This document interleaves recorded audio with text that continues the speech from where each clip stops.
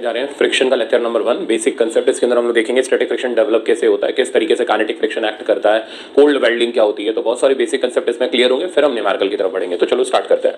तो पहले फ्रिक्शन समझते हैं हम। देखो, जब एक ऑब्जेक्ट को हम एक रफ सरफेस के ऊपर रखते हैं, रफ सरफेस कौन होता है? रफ सरफेस वो सरफेस होता है जिसके अंदर आपको देखने में ऐसा लगेगा यार ये बिल्कुल फ्लैट है, बट जब आप उसका माइक्रोस्कोपिक व्यू लोगे तो आपको ऐसा लगेगा ये जिगजैग है, और जिगजैग होने के कारण इनके ग्रूव एक दूसरे के अंदर अटके हुए हैं। इसको प्रैक्टिकली ऐसे समझो, जैसे मान लो ये मेरी फिंगर्स दोनों इस तरीके से ही आपस में अटके हुए हैं, यानी एक्चुअली में दो सरफेसेस जो होते हैं वो आपस में यूं करके अटके हुए होते हैं। इनका अटकना इस कॉमन लैंग्वेज में बोलते हैं इंटरलॉकिंग, फिजिक्स की लैंग्वेज में इसको बोला जाता है कोल्ड वेल्डिंग। तो दो ऑब्जेक्ट्स के बीच में कोल्ड वेल्डिंग हो रखी होती है। तो आपको ये कोल्ड वेल्डिंग यहां पर भी दिखाई देगी, और बहुत अच्छी कोल्ड वेल्डिंग अगर आप देखोगे तो मैंने ये रेफरेंस डायग्राम लिया है, तो आप चेक करो। देखने में ऐसा लग रहा है प्लेन सरफेस है, बट जब हम इसका माइक्रोस्कोपिक व्यू लेंगे तो ये इस तरीके से ये ग्रूव्स एक दूसरे के अंदर अटके हुए हैं। ये अपर पार्ट ऑफ बॉडी हो गया, और ये लोअर पार्ट प्लेन जो सरफेस ये ग्राउंड वाला है इसको आप ले लो।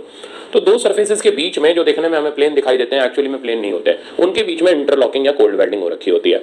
अब जैसे ही हम इस ऑब्जेक्ट को मूव कराने के लिए फोर्स अप्लाई करते हैं, तो ये मैंने फोर्स अप्लाई किया इसके ऊपर राइट हैंड साइड की तरफ, तो फोर्स अप्लाई करते ही इस वेल्डिंग के ऊपर प्रेशर पड़ना स्टार्ट हो जाता है। जैसे मैंने इस राइट हैंड को इधर साइड मूव कराने की कोशिश करी, तो नीचे वाले हाथ ने इसको आगे जाने से रोक लिया।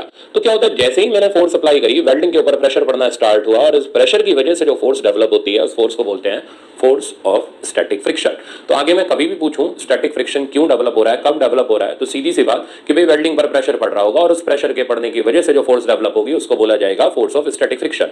अब जैसे जैसे मैं इसको और ज्यादा ताकत से पुश करूं, तो आप देखो मेरे फिंगर्स टेढ़ी हो रही हैं। ये टेढ़ी इसलिए हो रही है कि इसके ऊपर प्रेशर पड़ने वाला प्रेशर बढ़ता चला जा रहा है।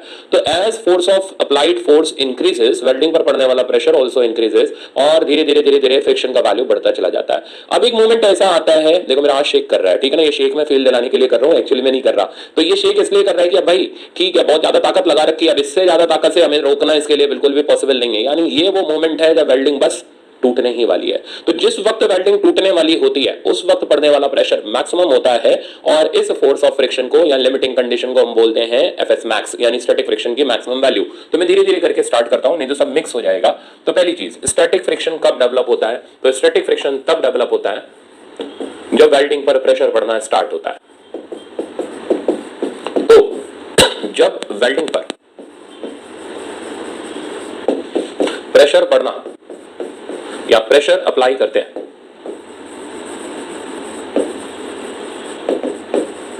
देन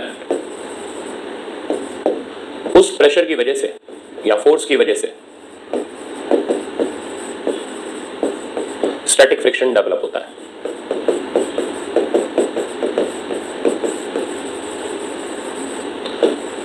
अब कितना डेवलप होता है इस पे हम काम करते हैं। तो नेक्स्ट सेकंड पॉइंट मैं इधर समझा रहा हूं। तो एज अप्लाइड फोर्स इंक्रीजेस, तो जैसे जैसे अप्लाइड फोर्स को हम इंक्रीज करते जाते हैं वेल्डिंग पर पड़ने वाला प्रेशर भी बढ़ता चला जाता है, यानी स्टैटिक फ्रिक्शन आल्सो इंक्रीजेस। तो as applied force increases static friction also increases. यानी स्टैटिक फ्रिक्शन एक कांस्टेंट फोर्स नहीं होता, ये एक वेरिएबल फोर्स होता है। जैसे जैसे अप्लाइड फोर्स बढ़ता चला जाता है वेल्डिंग के ऊपर प्रेशर भी बढ़ता चला जाता है, और स्टैटिक फ्रिक्शन बढ़ता चला जाता है, इंक्रीज करता जाता है। कब तक? तो अब हम आते हैं एक लिमिटिंग कंडीशन में। इस लिमिटिंग कंडीशन को क्या बोलते हैं? तो ये लिमिटिंग कंडीशन किसको बोलते हैं पहले वो समझ आए। लिमिटिंग कंडीशन यानी ये वो कंडीशन होती है जब ऑब्जेक्ट बस चलने ही वाला होता है पर अभी चला नहीं होता। इस सिचुएशन में वेल्डिंग पर पड़ने वाला प्रेशर मैक्सिमम होता है। तो वेल्डिंग पर जब प्रेशर मैक्सिमम होता है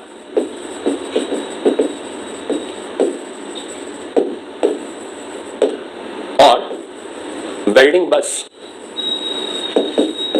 टूटने वाली होती है,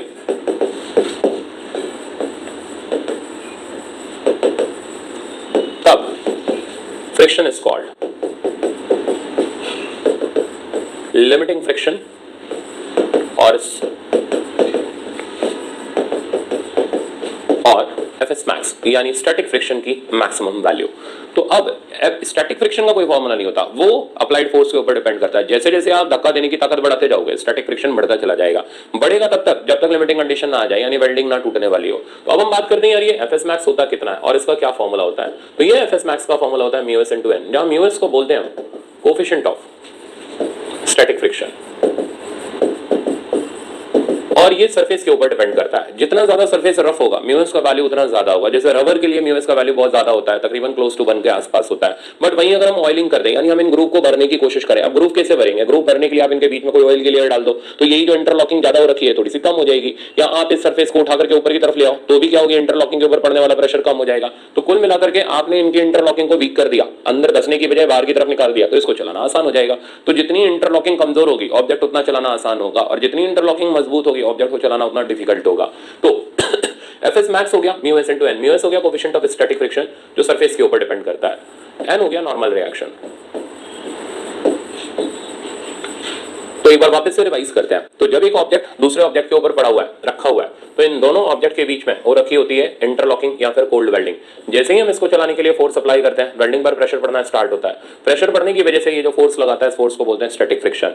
ये स्टैटिक फ्रिक्शन अप्लाइड फोर्स के बराबर होता है। जैसे जैसे फोर्स बढ़ती जाती है स्टैटिक फ्रिक्शन बढ़ता जाता है, बढ़ता जाता है। कब तक? जब तक वेल्डिंग पर पड़ने वाला प्रेशर मैक्सिमम ना हो जाए। जिस वक्त वेल्डिंग पर पड़ने वाला प्रेशर मैक्सिमम होता है, वेल्डिंग बस टूटने वाली होती है, उस वक्त लगने वाले फ्रिक्शन को नाम देते हैं हम एफएस मैक्स। तो पहले इतनी कहानी अच्छी तरह दिमाग में सेट कर लो। अब आगे बढ़ते हैं। अब आता है दूसरा फ्रिक्शन जिसको हम बोलते हैं काइनेटिक फ्रिक्शन। अब काइनेटिक फ्रिक्शन का व्यक्त करता है, इसके बारे में बात करते हैं। तो when F applied becomes greater than FS max, तो जैसे ही हम अप्लाइड फोर्स को एफएस मैक्स से ज्यादा कर देते हैं तो वेल्डिंग टूट जाती है, तो वेल्डिंग टूट जाती है और रिलेटिव मोशन स्टार्ट हो जाता है।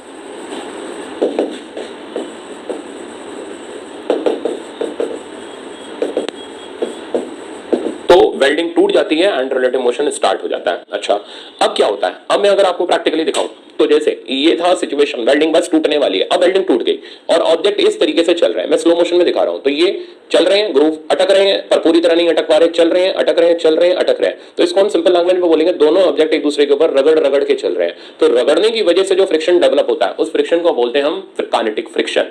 अब आगे की कहानी सुनो। तो जब वेल्डिंग टूट जाती है तो दो ऑब्जेक्ट एक दूसरे के ऊपर रगड़ करके चलते हैं, रगड़ने की वजह से काइनेटिक फ्रिक्शन डेवलप होता है। तो वेल्डिंग टूटने के बाद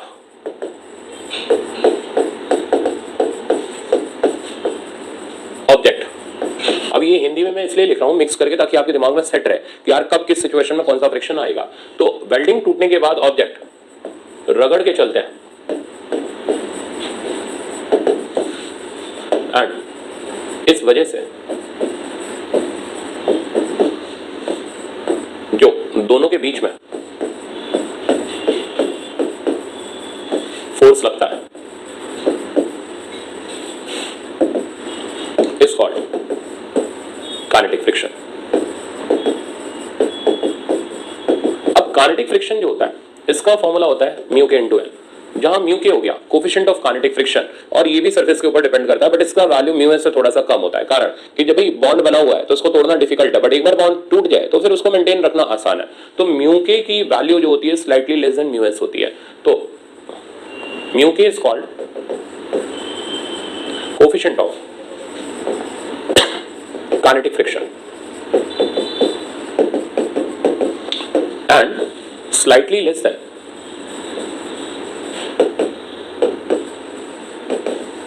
म्यू एस, और म्यू एस से थोड़ा सा कम होता है। तो अब एक बार पूरा समराइज कर लेते हैं। तो अब दो ऑब्जेक्ट या दो सरफेसेस एक दूसरे के कांटेक्ट में, आपने फोर्स लगाई, फोर्स लगाते ही वेल्डिंग पर प्रेशर पड़ना स्टार्ट हुआ, प्रेशर पड़ने से स्टैटिक फ्रिक्शन डेवलप हुआ, आपने फोर्स को बढ़ानी शुरू करी, स्टैटिक फ्रिक्शन भी बढ़ता चला गया, बढ़ते बढ़ते बढ़ते बढ़ते लिमिटिंग कंडीशन आई। लिमिटिंग कंडीशन यानी वो कंडीशन जब वेल्डिंग बस टूटने ही वाली है, उस वक्त लगने वाला फ्रिक्शन मैक्सिमम होता है, उसको बोलते हैं एफएस मैक्स। अब जैसे ही हम एफएस मैक्स की फोर्स को एक्सीड करते हैं, वेल्डिंग टूट जाती है, ऑब्जेक्ट रगड़ करके चलना स्टार्ट हो जाता है, तब जो फ्रिक्शन लगता है उसको बोलते हैं काइनेटिक फ्रिक्शन।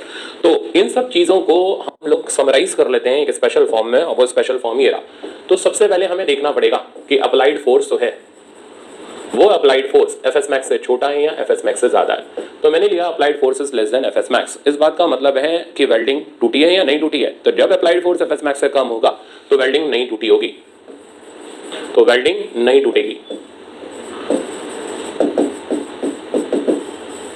फ्रिक्शन, अब लगने वाला फ्रिक्शन कौन सा होगा? तो लगने वाला फ्रिक्शन स्टैटिक होगा, और स्टैटिक फ्रिक्शन का कोई फॉर्मूला नहीं होता, ये सिर्फ और सिर्फ अप्लाइड फोर्स के बराबर होगा। जैसे जैसे अप्लाइड फोर्स बढ़ती जाएगी स्टैटिक फ्रिक्शन का वैल्यू भी बढ़ता चला जाएगा। दूसरा पॉइंट, अब अप्लाइड फोर्स एफएस मैक्स के बराबर हो गई, इस कंडीशन को बोलेंगे हम लिमिटिंग कंडीशन, और इस कंडीशन में वेल्डिंग टूटने वाली होगी। तो मेरा पूरा फ्रिक्शन वेल्डिंग से ही चलता है, डे 1 से लेके लास्ट डे तक जब हम ब्लॉक ऑन ब्लॉक करते हैं, तो वेल्डिंग टूटने वाली होगी, पर अभी टूटी नहीं होगी। रिलेटिव मोशन स्टार्ट होने वाला होगा पर अभी स्टार्ट नहीं हुआ होगा। Third step, applied force is greater than F S max. तो इस सिचुएशन में वेल्डिंग टूट जाएगी और फ्रिक्शन काइनेटिक हो जाएगा, और इस काइनेटिक फ्रिक्शन का फॉर्मूला हमारा म्यू के इनटू एन हो जाएगा। तो हमेशा चेक करेंगे हम कि applied force F S max से ज्यादा है या एफ एस मैक्स से कम है। उसके बाद क्राइटेरिया डिसाइड होगा कि फ्रिक्शन कौन सा है, कैसा है, किस तरीके से लगाना है। अच्छा, अब हम कुछ और छोटी छोटी चीजों की बात करते हैं। जैसे इस ग्राफ को फिर से, ये ग्राफ तो अभी मैं समझाता हूं आपको, इस डायग्राम को फिर से देखो। अब हमें क्या दिख रहा है, हम यहाँ पर बात करेंगे एरिया ऑफ कॉन्टैक्ट की। एरिया ऑफ कॉन्टैक्ट दो तरीके का होता है, एक होता है वर्चुअल एरिया ऑफ कॉन्टैक्ट, एक होता है रियल एरिया ऑफ कॉन्टैक्ट। अब जैसे हमें यहाँ पर लग रहा है यार पूरा बुक इस सरफेस के कॉन्टैक्ट में है, ये हमें जो दिखाई दे रहा है इसको हम बोलेंगे वर्चुअल एरिया ऑफ कॉन्टैक्ट। तो वर्चुअल एरिया ऑफ कॉन्टैक्ट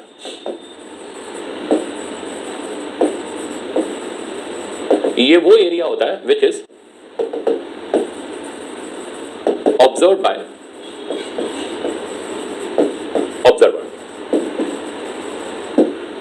अब दूसरा आता है, दूसरा होता है रियल एरिया ऑफ कॉन्टैक्ट। अब real area of contact actually में वो माइक्रोस्कोपिक एरिया होता है जो आपस में कॉन्टैक्ट में होता है। आप देखो इतनी सारी जगह तो इसके बीच में खाली है, बस खाली ये थोड़ा सा जो पोर्शन है, मैं इसको आपको थोड़ा और जूम करके दिखाऊं तो ये जो थोड़ा सा पोर्शन है इसका, बस खाली वही, अरे हो जा भाई, और ये आया। तो अब आप चेक करो, ये जो थोड़ा सा पोर्शन है इतना और इतना, इस जगह पर मैं इसको कलर चेंज करके दिखा रहा हूं आपको, देखना। तो अगर आप चेक करोगे तो यहां कांटेक्ट है, यहां कांटेक्ट है, यहां कांटेक्ट है, यहां कांटेक्ट है, इनकी पीक्स पर कांटेक्ट है।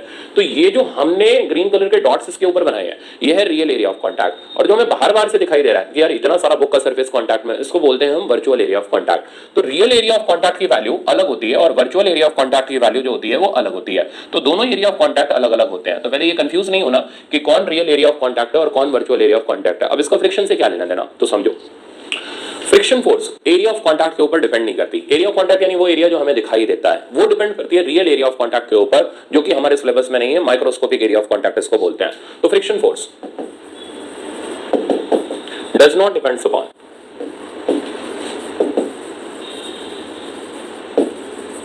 Virtual area of contact.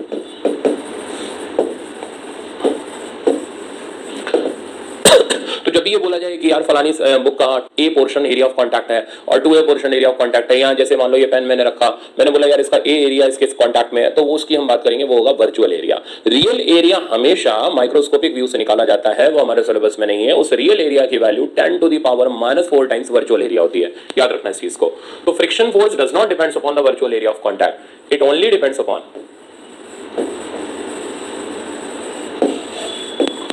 Microscopic और रियल एरिया ऑफ कांटेक्ट, जो कि हमें कभी डायग्राम में गिवन नहीं होता।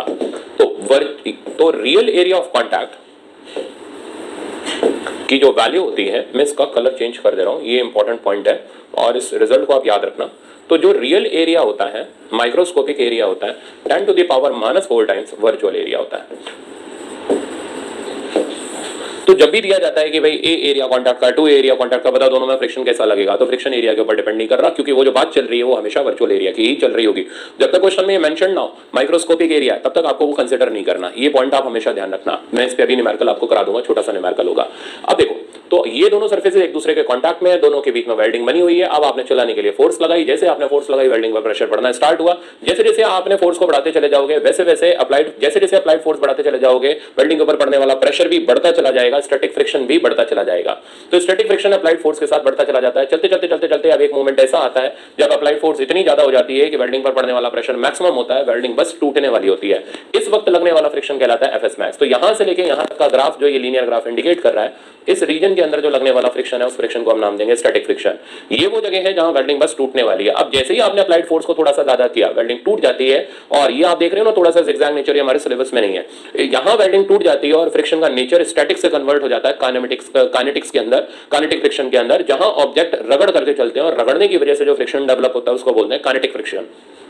चेक करो ये थोड़ा सा जिगजैग है, बट हम लोग इसको फ्लैट लेते हुए चलते हैं क्योंकि हमारे सिलेबस में इतना डिटेल्ड इंट्रोडक्शन नहीं है। तो हम मानते हुए चलते हैं कि काइनेटिक फ्रिक्शन का जो फोर्स है वो कांस्टेंट फोर्स है, जबकि ये काइनेटिक फ्रिक्शन का फोर्स भी स्पीड के ऊपर डिपेंडेंट होता है, but that portion is out of syllabus. तो वापस से सुनो, तो जैसे जैसे आपने अप्लाइड फोर्स को बढ़ाया स्टैटिक फ्रिक्शन बढ़ता चला गया, बढ़ते बढ़ते मैक्सिमम हुआ, और जैसे ही आपने एफएस मैक्स को एक्सीड किया वेल्डिंग टूट गई, ऑब्जेक्ट रगड़ करके चलना स्टार्ट कर दिए, और इसको मैं स्ट्रेट लाइन बना दे रहा हूं। यहां पर फ्रिक्शन का नेचर चेंज होकर के आ गया काइनेटिक। तो कुल मिलाकर के ये हमारा बेसिक कंसेप्ट है। तो कब लगता है स्टैटिक फ्रिक्शन? तो जवाब है जब वेल्डिंग पर प्रेशर पड़ता है, और वो पड़ने वाला प्रेशर एफएस मैक्स से कम होता है। एफएस मैक्स क्या होता है? एफएस मैक्स वो जगह होती है जहां वेल्डिंग बस टूटने वाली होती है।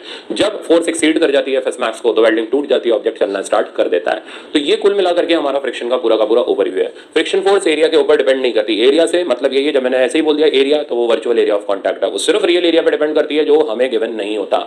उसका value 10 to the power -4 times virtual area of contact होता है। तो आई थिंक बहुत सारी चीजें अब आपको दिमाग में सेट हो गई होंगी। तो चलो एक दो एग्जांपल लेते हैं। जैसे अब हम देखते हैं कुछ पोर्शन एग्जांपल वाइज।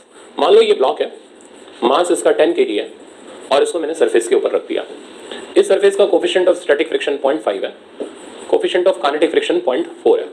अब मैं देखना चाहता हूं कि जब ये अप्लाइड फोर्स की डिफरेंट वैल्यूज होती हैं तो कौन सा फ्रिक्शन कैसे एक्ट करता है, किस तरीके से लगता है। तो इस चीज को देखने के लिए सबसे पहला काम जो आपको करना है वो ये है कि इसमें आप एफएस मैक्स और एफके निकाल लो, ठीक है ना। उसके बाद फिर हम इसकी एनालिसिस स्टार्ट करते हैं। तो मैं क्या करने जा रहा हूँ, इसके ऊपर फोर्सेस को अप्लाई कर दे रहा हूँ और देखते हैं क्या क्या आता है। तो नीचे की तरफ एक्ट किया mg का वैल्यू हो गया 100 न्यूटन, ये अब आपको खूब लगाना आता है। ऊपर नॉर्मल रिएक्शन आ गया, तो नॉर्मल रिएक्शन की अभी तो वैल्यू हमारे पास 100 न्यूटन के बराबर आ गई।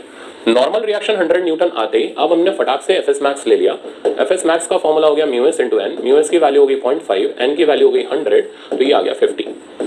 इस बात का मतलब यह है कि वेल्डिंग तब टूटेगी जब पड़ने वाला फोर्स 50 न्यूटन से ज्यादा होगा। इसी तरीके से अब हम एफ काइनेटिक कैलकुलेट कर लेते हैं, और काइनेटिक फ्रिक्शन का फॉर्मूला हो गया mu K into N, mu के की वैल्यू हो गई 0.4 और एन की वैल्यू मेरे पास आ गई 100 न्यूटन, आंसर आ गया 40 न्यूटन।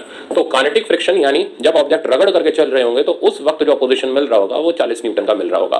तो ये इतना आसान नहीं जितना आप सोच रहे हो, और मैं इसकी गहराई में ले जाऊंगा और फिर आपको बाहर निकालूंगा, तब मजा आएगा। यहाँ पर बनेगा हमारा एक बहुत ही बढ़िया टाइप का सवाल, ठीक है ना। तो देखो अब ये मैंने बहुत सारे डायग्राम्स यहाँ पर रखे हुए हैं और डिफरेंट सिचुएशन में हम एफएस मैक्स और एफके निकाल चुके हैं। एफएस मैक्स है 50 और एफके का वैल्यू है 40, यानी वेल्डिंग टूटेगी 50 न्यूटन से ज्यादा की फोर्स होने पर, और रगड़ करके चलेगा तो काइनेटिक फ्रिक्शन लगेगा 40 न्यूटन। अब आ जाओ एक एक सिचुएशन को इसमें ऑब्जर्व करते हैं। अप्लाइड फोर्स को मैंने यहाँ पर रखा हुआ। अब पहले मेरे को ये बताओ क्या यहाँ पर वेल्डिंग टूटेगी? तो जवाब है वेल्डिंग नहीं टूटेगी, क्योंकि ये अप्लाइड फोर्स एफएस मैक्स से कम है। तो इस पहले ऑब्जर्वेशन में हमें ये पता चला कि वेल्डिंग नहीं टूटेगी। अगर वेल्डिंग नहीं टूटेगी तो फोर्स तो हमने अप्लाई कर रखी है, वेल्डिंग पर प्रेशर तो लग ही रहा है, तो इस वजह से जो फ्रिक्शन डेवलप होगा वो फ्रिक्शन हो जाएगा स्टैटिक फ्रिक्शन और अप्लाइड फोर्स यानी 20 न्यूटन के बराबर। अब मैंने इस फोर्स को बढ़ा करके 50 न्यूटन कर दिया। 50 न्यूटन यानी अब लिमिटिंग कंडीशन आ चुकी है। इस वक्त वेल्डिंग बस टूटने ही वाली होगी। अगर एक मक्खी भी लात मार करके चली गई तो वेल्डिंग टूट जाएगी और ऑब्जेक्ट चलना स्टार्ट कर देगा। बट हम लिमिटिंग कंडीशन में कुछ नहीं कहते कि वेल्डिंग टूटी है नहीं टूटी, हम बस यही बोलेंगे टूटने वाली है, बट अभी टूटी नहीं है। जैसे इसको प्रैक्टिकली ऐसे समझो, मान लो आप अपने शहर में गए, 3 ऑटो खड़े हुए हैं, एक ऑटो बंद पड़ा है, एक ऑटो आगे की तरफ स्टार्ट है, ठीक है ना, और उसके आगे एक ऑटो बंद पड़ा हुआ है, ठीक है ना। यहाँ मान लो 2 ऑटो स्टार्ट है और एक ऑटो बंद है। अब आपकी पहली टेंडेंसी तो यार ये बंद वाले में नहीं बैठेंगे जाकर के, क्यों? क्योंकि ये तो बंद पड़ा है, इसको तो ड्राइवर का अता पता नहीं है। अब एक ऑटो स्टार्ट है पर उसका ड्राइवर भी इधर उधर घूम रहा है। अब जो दूसरा ऑटो है उसका ड्राइवर क्या कर रहा है, सीट पे बैठा हुआ है, वो ऑटो को हल्का सा आगे ले जा रहा है फिर पीछे ला रहा है, हल्का सा एक्सेलरेटर देके आगे ले जा रहा है फिर पीछे ला रहा है, फिर आगे ले जा रहा है फिर पीछे आ रहा है। अब आपके मन में फील आई यार ये ऑटो तो पहले चलने वाला है, तो एक काम करते हैं इसके अंदर जाकर के बैठते हैं। फिर भले ही अलग बात है कि वो अगले वाले के साथ उतर करके चाय बड़ी पीने चले जाए, हाँ ठीक है, तो वही पीते हैं और क्या करेंगे। तो फिर वो कुछ भी कर सकता है आगे जाकर के, बट नहीं, आपके मन में तो फील आ गई ना, उसने साइकोलॉजिकली आपको ये क्या फीड कर दिया कि नहीं भाई मेरा ऑटो तो चलने वाला है, तुम इसमें आकर के बैठ जाओ। तो ये साइकोलॉजिकली एफएस मैक्स का बहुत सारी जगह पर लोग फायदा उठाते हैं, ये खाली मजाक था, सीरियस मत हो जाना। तो अब मैंने 50 न्यूटन की फोर्स अप्लाई कर दी। अब 50 न्यूटन की फोर्स पर वेल्डिंग बस टूटने वाली होगी, है ना। अब समझ आ गया होगा कि इसका मतलब क्या है। तो वेल्डिंग बस टूटने वाली होगी पर अभी टूटी नहीं होगी। इस वक्त लगने वाला फ्रिक्शन एफएस मैक्स होगा और इस एफएस मैक्स का वैल्यू वही 50 न्यूटन के बराबर होगा। एक्सेलरेशन की वैल्यू जस्ट इक्वल्स टू 0। अब मैंने इस फोर्स को बढ़ा करके 51 न्यूटन कर दिया। 51 न्यूटन करते ही वेल्डिंग टूट जाएगी। तो इस जगह पर वेल्डिंग टूट जाएगी नहीं, टूट गई, तो वेल्डिंग टूट गई, और इस जगह पर वेल्डिंग टूटने वाली होगी।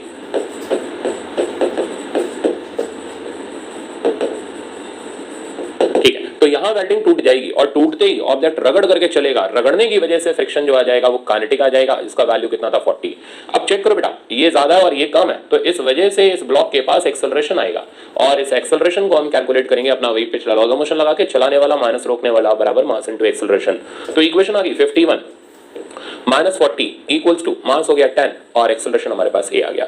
एक्सेलरेशन के कारण ये ब्लॉक वेलोसिटी गेन करेगा, यानी इसके पास वेलोसिटी आना शुरू हो जाएगी। अब मैंने क्या किया, इसके पास मान लो थोड़ी देर बाद वेलोसिटी आ चुकी है, लेट अस से दैट इसने 10 मीटर पर सेकंड या कुछ भी वेलोसिटी गेन कर ली। तो आफ्टर सम टाइम मैंने, ये कुछ देर बाद का स्टेटस है, तो कुछ देर बाद ब्लॉक के पास वेलोसिटी आ चुकी थी, सपोज करो 10 मीटर पर सेकंड की आ चुकी थी, ठीक है ना, मान लो, मानने में कुछ भी नहीं जा रहा। तो ये एक प्रॉब्लम चल रहा है जिसमें हम अपने कंसेप्ट बिल्डअप कर रहे हैं। तो ब्लॉक के पास वेलोसिटी आ चुकी थी 10 मीटर पर सेकंड की और इस जगह मैंने फोर्स की वैल्यू को 51 से ड्रॉप करके 50 कर दिया, यानी इस जगह पर मैंने फोर्स को दोबारा से 50 न्यूटन बना दिया। अब मेरा पहला सवाल ये है, क्या ब्लॉक यहां पर रुक जाएगा? नहीं रुकेगा। क्यों? क्योंकि ब्लॉक के पास वेलोसिटी आ चुकी है, यानी अभी भी लगने वाला जो फ्रिक्शन होगा वो काइनेटिक ही होगा और इस काइनेटिक का वैल्यू हो जाएगा 40 न्यूटन। ब्लॉक के पास अभी भी एक्सेलरेशन ही होगा और इसकी वेलोसिटी फर्दर और बढ़ेगी।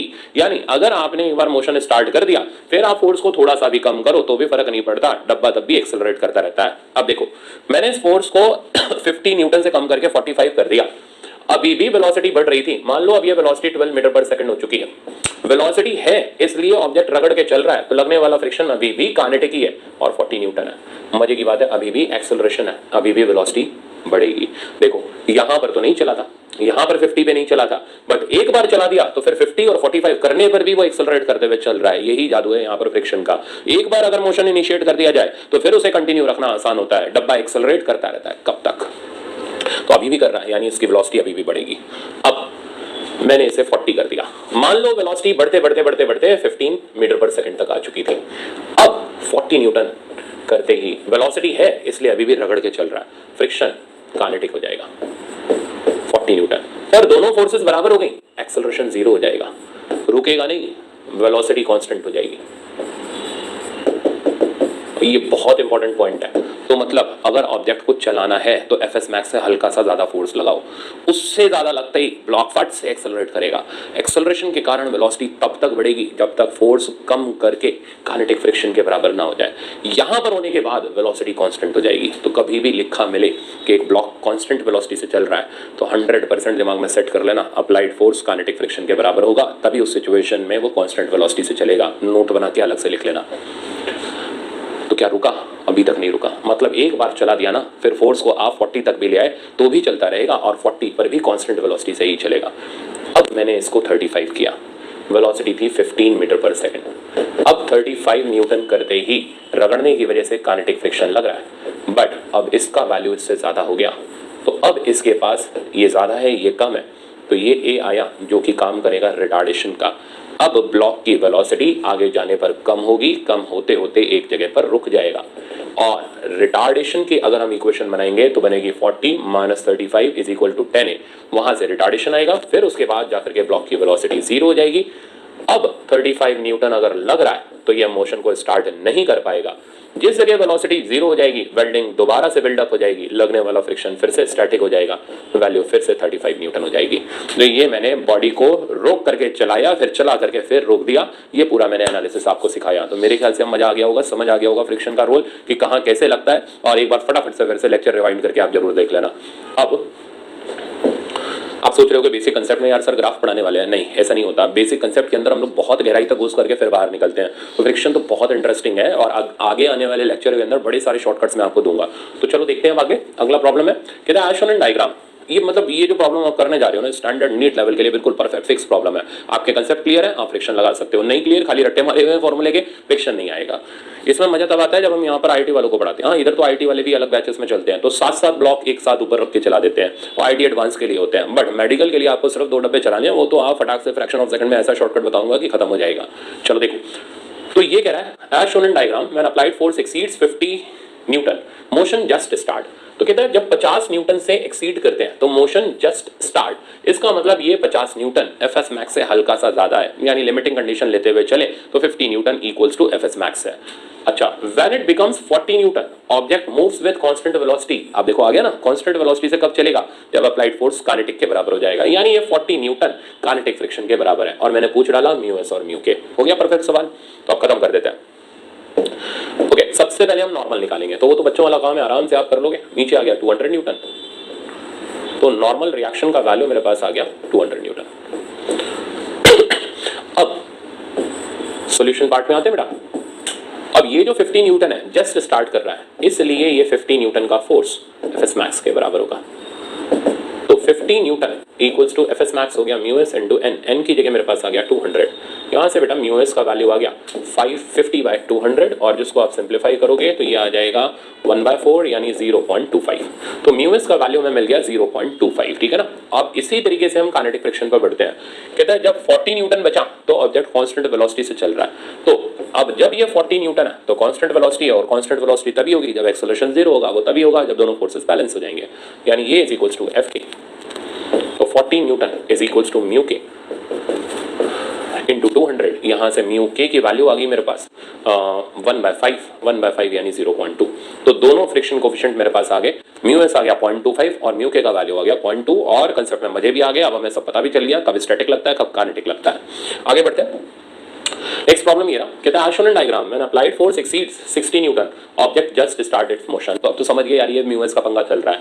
It continues to act for 10 second, तो 10 सेकंड तक ये लगता रहता है। इफ म्यू के इज इतना, calculate mu S and final velocity at the end of 10 second. तो अब पहले स्टार्टिंग लेनी पड़ेगी।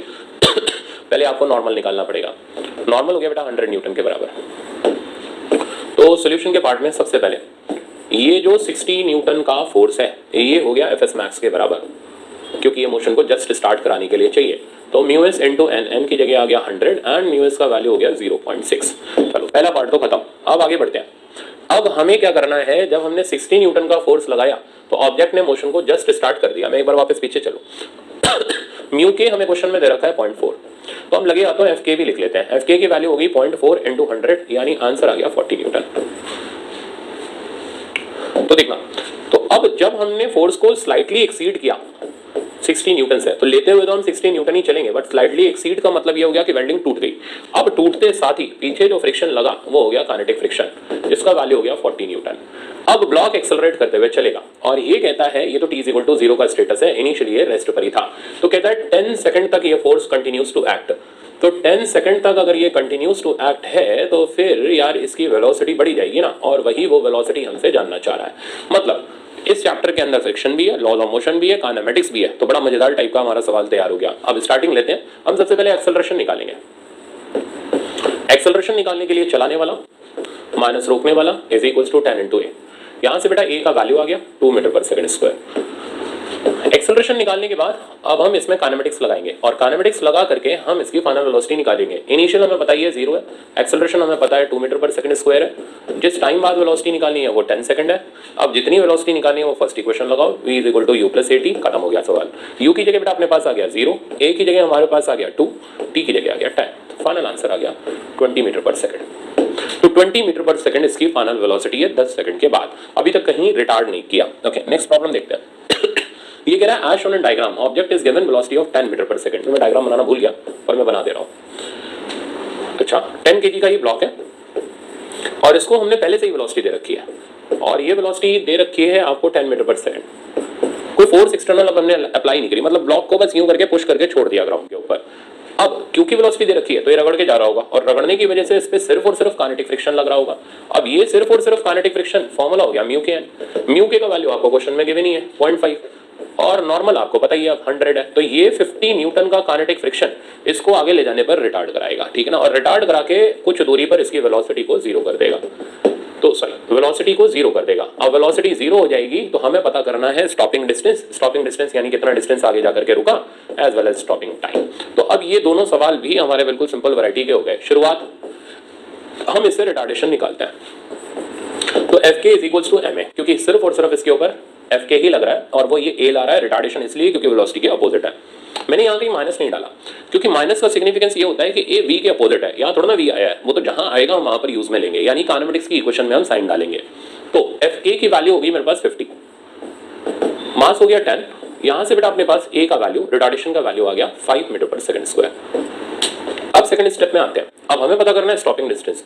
इनिशियल वेलोसिटी थी 10 मीटर पर सेकंड, रिटार्डेशन अब मैंने लगाया -5 क्योंकि अब वेलोसिटी के सामने इसको कंपेयर कर रहे हैं, फाइनल वेलोसिटी 0 है। हमें दो काम करने हैं, एक तो स्टॉपिंग टाइम निकालना है और एक स्टॉपिंग डिस्टेंस निकालना है। टाइम निकालने के लिए हम फर्स्ट इक्वेशन लगा लेंगे, डिस्टेंस निकालने के लिए हम थर्ड इक्वेशन लगा लेंगे।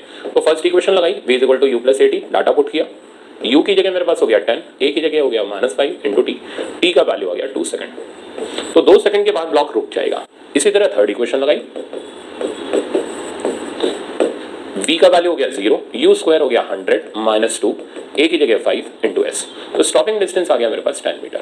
तो आई थिंक ये बेसिक लेवल के प्रॉब्लम आपको दोनों के दोनों समझ आ गए होंगे और आपको एप्लीकेशन ऑफ फ्रिक्शन समझ आ गया होगा। ओके अब ये भी प्रॉब्लम मैंने रखा हुआ है, ये भी आपका ग्राफ का बेसिक कंसेप्ट क्लियर कर देगा। देखो अब कहते हैं diagram shows variation of force of friction with applied force, find out mu S and mu के। तो ये फोर्स ऑफ फ्रिक्शन जो है अप्लाइड फोर्स के साथ साथ बढ़ती चली जा रही है। इस जगह पर जाकर के 70 न्यूटन हो गई और यहाँ थोड़ा सा ड्रॉप होकर के फिर ये नेचर काइनेटिक हो गया। तो यहाँ पर काइनेटिक फ्रिक्शन आ गया और इधर पर फ्रिक्शन हो गया स्टैटिक। अब ये कहते हैं कि भाई म्यू एस और म्यू के बता दो, तो बहुत आसान काम है, आराम से आप इसको निकाल सकते हो। पहले एफ एस मैक्स पकड़ लो, तो एफ एस मैक्स की वैल्यू हमें क्वेश्चन में ग्राफ में साफ दिख रही है, यार ये 70 न्यूटन है ना, ये वो जगह जहां वेल्डिंग बस टूटने वाली है। तो इसको हमने डाला म्यू एस × n के बराबर है, n आप डायग्राम से देख के निकालो 100 हो गया। यहां से बेटा अपने पास म्यू एस आ गया स्ट्रेट फॉरवर्ड 0.7। इसी तरीके से अब हम एफ के निकाल लेते हैं। तो एफ के की वैल्यू निकालने के लिए अब चेक करो, ये वो जगह जहां वेल्डिंग टूट चुकी है, 60 न्यूटन का एफ के हो गया = म्यू के × n, n हो गया 100। यहां से मेरे पास म्यू के का वैल्यू आ गया 0.6। तो आई थिंक अब आपको आराम से बेसिक कंसेप्ट आ गए होंगे। अब मैं इसको और ज्यादा रिफाइन करूंगा नेक्स्ट लेक्चर के अंदर, जिसमें हम लोग पुलिंग और पुशिंग फोर्सेस के ऊपर काम शुरू करेंगे, वहां से मस्त समझ आ जाएंगे। तो फिलहाल स्टैटिक फ्रिक्शन कब लगता है? जब वेल्डिंग के ऊपर प्रेशर पड़ता है। कब तक लगता है? जब तक पड़ने वाला प्रेशर मैक्सिमम ना हो जाए, उस वक्त वेल्डिंग बस टूटने वाली होती है। जब टूट जाती है तो आगे चलने पर डब्बा एक्सेलरेट करता है और पीछे काइनेटिक फ्रिक्शन लगता है। एक्सेलरेट तब तक करता रहता है जब तक force of applied force cut करके काइनेटिक फ्रिक्शन के बराबर ना हो जाए। जब अप्लाइड फोर्स काइनेटिक फ्रिक्शन के बराबर हो जाती है तो वेलोसिटी 0 हो जाती है। उसके बाद वेलोसिटी कांस्टेंट हो जाती है। उसके बाद और कम करने पर या फोर्स हटा देने पर ब्लॉक रिटार्ड करता है और फाइनली रुक जाता है। ये पूरे लेक्चर को मैंने सम अप कर दिया, आप चाहिए तो 1-2 लाइन के शॉर्ट नोट्स तैयार कर लेना, ठीक है। Thank you so much.